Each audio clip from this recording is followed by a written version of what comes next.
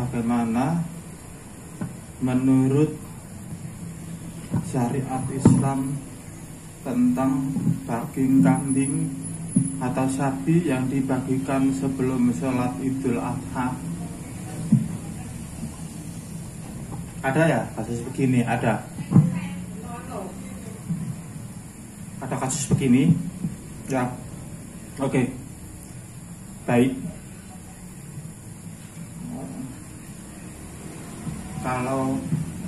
Kalau yang namanya kurban, bagaimana menurut syariat Islam tentang daging kambing atau sapi yang dibagikan sebelum sholat Idul Adha?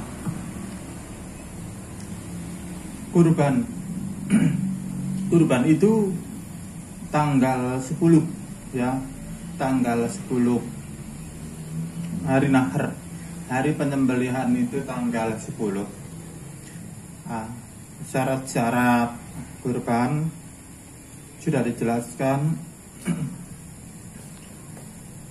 Kurbannya, umurnya, ciri-cirinya seperti apa, dan kapan waktu penyembelihannya juga, kapan waktu pembagiannya juga gitu ya. Tapi ini kalau sebelum hari raya, sebelum hari raya itu kan sebelum sholat Id ya. Nah, daging yang namanya daging kurban adalah daging sesudah sholat Idul Adha. Jadi sesudah sholat di masjid maupun di lapangan ya, sholat Idul Adha, sesudah itu baru penyembelihan. Itu dagingnya adalah daging kurban yang dibagikan itu. Nah, itu sudah sah. Tapi kalau belum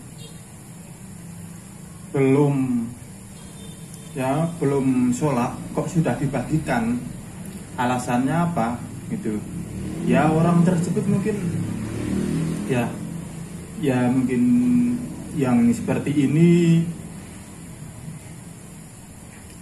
tidak tahu atau belum tahu ya, atau mungkin sudah tahu hanya mengamalkan sedekah ya, tidak apa-apa kalau sedekah, tapi bukan berarti kurban ya. Nah, misalnya kalau dengan alasan supaya warga di sekitar itu tidak terlalu lama menunggu, terkadang ada warga panitia kurban ya, terkadang ada panitia kurban itu kalau membagikan daging itu terlambat sedikit atau bahkan terlambat sebelum waktunya sore itu kan. Biasanya kalau sudah asar itu sudah mulai dibagi, tapi ini belum gitu ya. Bisa jadi ada rasa khawatir supaya tidak terlalu lama menunggu, makanya dibagi gitu. Itu tidak apa-apa, dengan niatnya adalah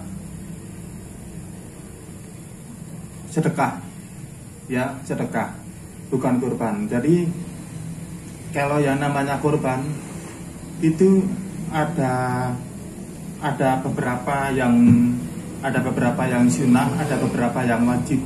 Kalau yang sunnah adalah tidak memotong kukunya, rambutnya gitu kan. Nah, syarat-syarat kurban umurnya berapa gitu kan. Nah, kalau seandainya pun yang dibagikan itu sebelum sholat Id ya, yang dibagikan sebelum sholat Id ya sedekah gitu. Seandainya yang dibagikan itu sebelum sholat Id, mungkin kambingnya umur 4 bulan, empuk ya kan, kambingnya empuk itu umur 4 bulan, umur 5 bulan ya empuk kan. Nah, jadi itu belum memenuhi syarat untuk kurban.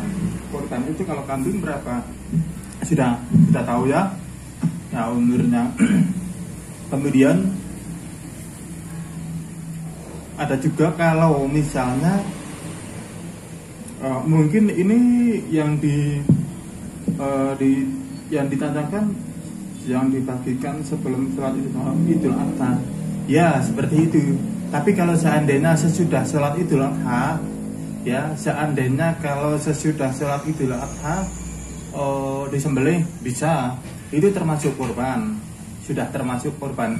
Syarat sahnya adalah kalau sudah sholat, kalau sudah sholat dan kemudian turun menyembelih. Nah di saat itulah hari penyembelihan, tidak apa-apa. Mungkin kalau sudah disembelih dulu ya di tempat lain, misalnya di area sini itu, terus disembelih di mana ada seseorang misalnya, jangan niatnya membagikan terlebih dulu supaya tetangga kanan kiri gitu kan. Kalau yang dibagikan untuk tetangga kanan kiri ya tidak apa-apa, tapi kalau yang dibagikan untuk warga, ya kenapa kok nggak bareng dengan yang itu, yang bersama warga? Kalau di masjid misalnya, kenapa kok nyembelih sendiri, nggak diserahkan ke panitia yang ada di masjid itu gitu, kan? Biasanya kalau tidak menyembelih di halaman pelataran masjid ya di belakangnya gitu kan, atau di lapangan gitu. Kenapa tidak bergabung di sana? Kok malah nyembelih sendiri dibagikan gitu kan? Kenapa gitu? Ya tidak tahu ini kasusnya yang bagaimana.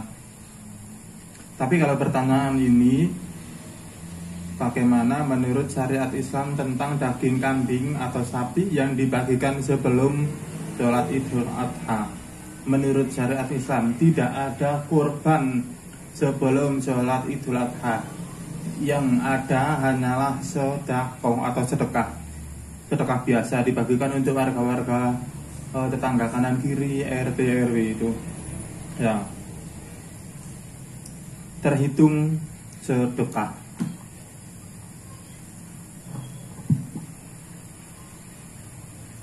Bagaimana apabila lupa hari tasyrik lalu berpuasa? Bagaimana apabila lupa hari tasyrik lalu berpuasa? Hari tasyrik itu kan hari yang haram berpuasa ya. Hari tasyrik itu kan hari yang haram untuk berpuasa. Tapi kenapa kok berpuasa? Mungkin karena kalau hari ini ya saya tuh bangun pagi ya, niatnya itu pengen puasa gitu, udah bangun pagi pengen puasa gitu kan, supaya tidak terlalu berlebihan dalam mengkonsumsi daging gitu ya. Tapi harusnya ya taat lah ya, harusnya taat bahwa hari tasyrik itu tidak boleh untuk berpuasa. Tadinya ya ikuti. Tapi yo masuk hari tasyrik kok lupa gitu kan, hari tasyrik kok lupa gitu, kenapa gitu ya kan? Ya harusnya ya kalau sudah tahu hari tasyrik ya jalankan apa yang semestinya, jangan malah lupa gitu.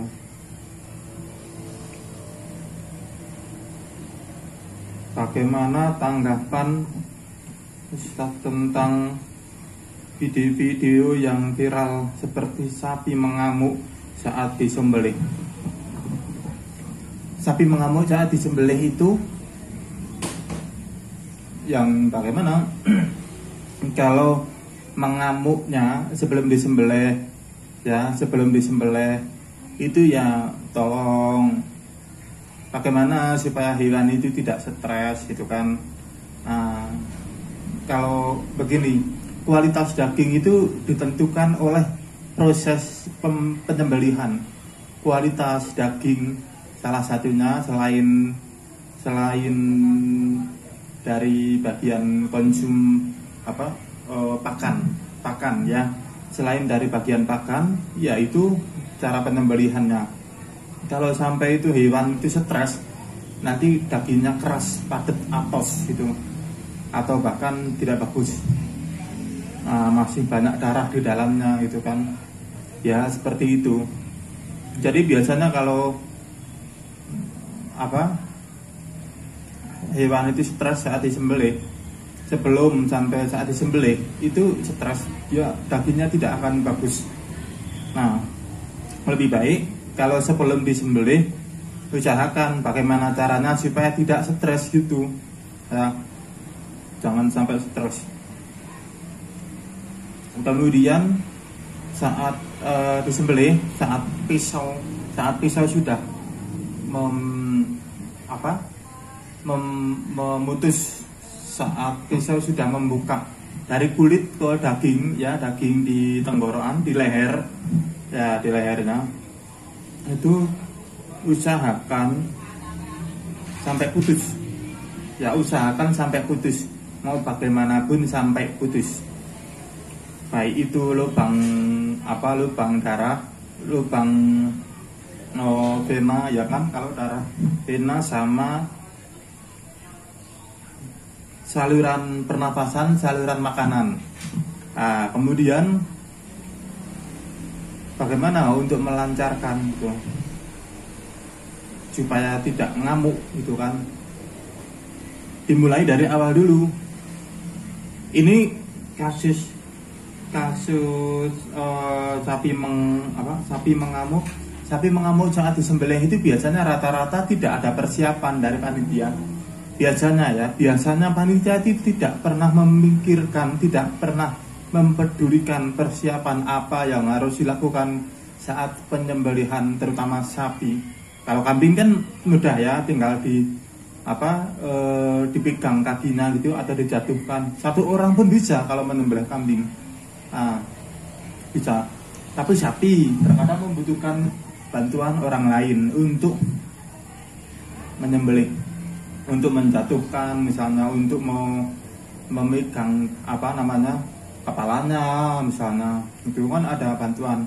Tapi yang disepelekan itu biasanya masalah tali yang dipakai, kemudian cara mengikatnya tali itu jangan sampai panitia itu tidak peduli, tidak mau tahu, yang penting sembelih jalan gitu, jangan begitu ya. Siapkan dulu semuanya apa yang harus dipersiapkan saat proses dipikirkan saat proses penyembelihan sapi berlangsung, mulai dari persiapan mendekati ke itu tempat penyembelihan sampai di sembelih itu. Bagaimana talinya kurang besar, kurang baru ya kan.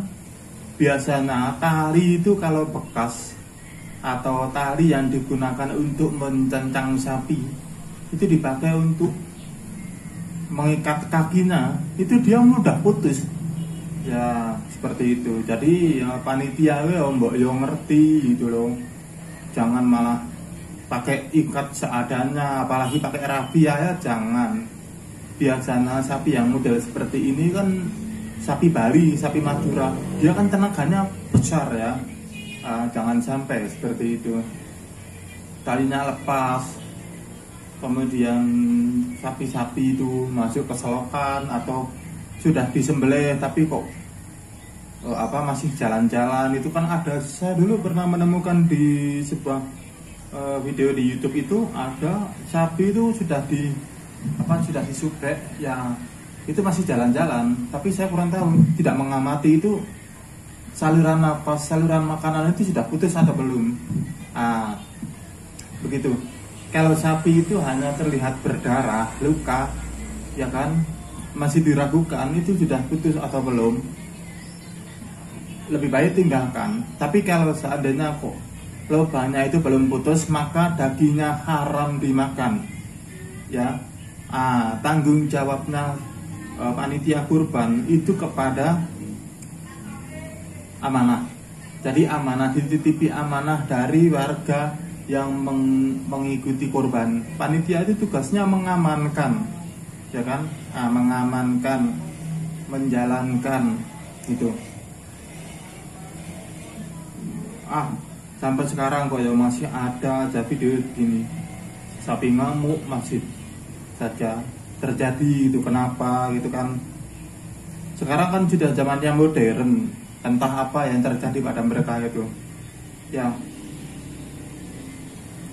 kalau kita ya jangan lakukan hal yang sama seperti itu. Sebaiknya kita kalau sudah ngaji ya siapkan ya, sebagai panitia siapkan talinya, siapkan lubangnya, siapkan segala macam ya, supaya sapi itu tidak stres. Bagaimana supaya tajam pisaunya itu bagaimana gitu. Jangan sampai nanti kok tidak siap, wis rapopo, wis ngene wae, wis rapopo dipakai aja itu kan. Jangan bilang wis rapopo. Orang yang tidak peduli ya seperti itu. Jangan sampai ya, tidak ngaji ya kita lakukan yang terbaik. Supaya apa? Supaya dagingnya itu juga halal, dimakan untuk kita bersama, ya kan? Kalau daging kurban itu haram atau batal atau gagal untuk dikorbankan, ya bagaimana? Ya kan? Ya tanggung jawabnya panitia kurban adalah melancarkan proses penyembelihan gitu. Jangan sampai kok malah gagal gitu kan. Jangan sampai batal gitu.